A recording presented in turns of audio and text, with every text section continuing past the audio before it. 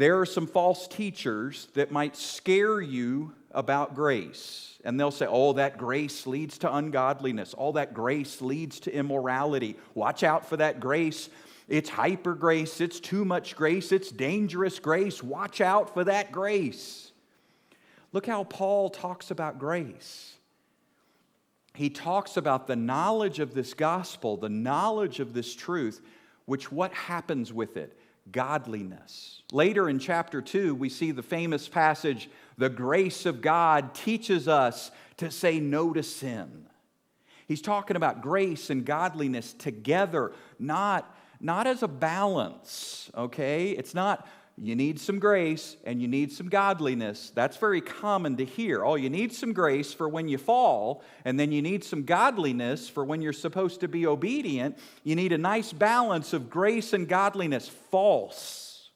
Grace is the foundation for godliness, and they go together. The grace of God teaches us to say no to sin. There is no godliness apart from the grace of God. Who do we think we're fooling? There are religious movements across the planet who have a form of godliness, but it's not rooted in God's grace. It's fake godliness. It's wax fruit. It's not real. Only Jesus brings godliness.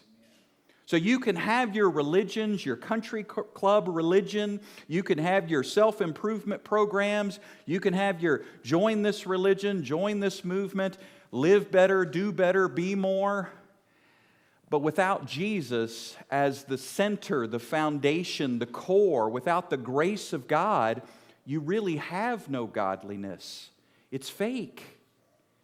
And so my goal in life is not morality.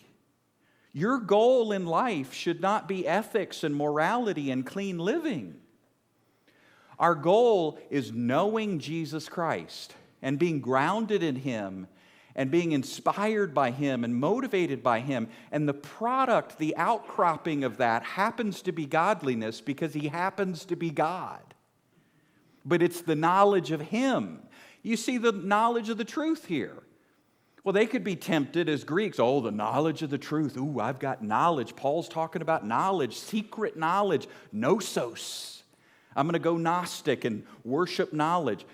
Look, who's the truth?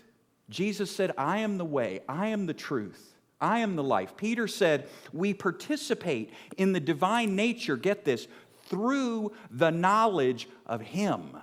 It's a person. Truth is a person. Knowledge, not for knowledge's sake, knowledge of a person. And when our goal is to know Jesus Christ in everything, there is fruit from that. Sure, there's discernment from that. But the goal is Jesus, not the byproduct. And when we know Jesus and we trust Jesus and we depend on Jesus and we walk by the Spirit, there's a beautiful byproduct of that. But anybody can play church, anybody can play morality and ethics, anybody can engage in clean living. That is not our goal. It is the knowledge of Jesus, which happens to be in perfect agreement, of course, with His character, which is exuded through us when we trust Him, because He lives in us. Amen?